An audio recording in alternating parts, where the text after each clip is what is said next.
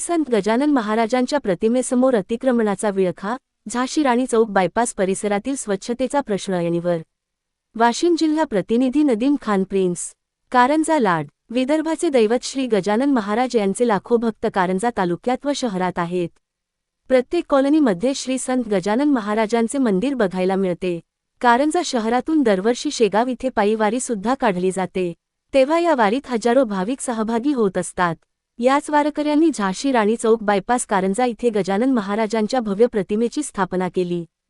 परंतु हळूहळू या प्रतिमेभोवती विनापरवाना टिनाचे कुंपण व्यापारी संकुल मालकांनी बांधलेले असून तसेच वापरलेली पेपर, प्लास्टिक टाकणे असा प्रकार वाढत गेला.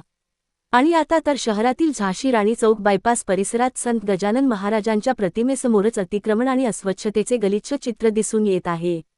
कोट्यवधी रुपये खर्च करून विकसित करण्यात आलेल्या झाशी राणी चौक बायपासचे अतिक्रमण आणि घाणीमुळे चित्रच बदलल्याचे पाहून भाविक व नागरिकांमध्ये नाराजी व्यक्त होत आहे. झाशी राणी चौक बायपास परिसरात संत गजानन महाराजांच्या प्रतिमेचे फलक उभारण्यात आलेल्या प्रतिमेभोवती सध्या अतिक्रमणाचा विळखा पडल्याचे दिसून येत आहे. पुतळ्यासमोरील परिसरात घाणीचे साम्राज्य पसरले असून स्वच्छतेच्या दाव्यांना हरताळ फासला जात असल्याची भावना भाविक आणि नागरिकांकडून व्यक्त केली जात आहे.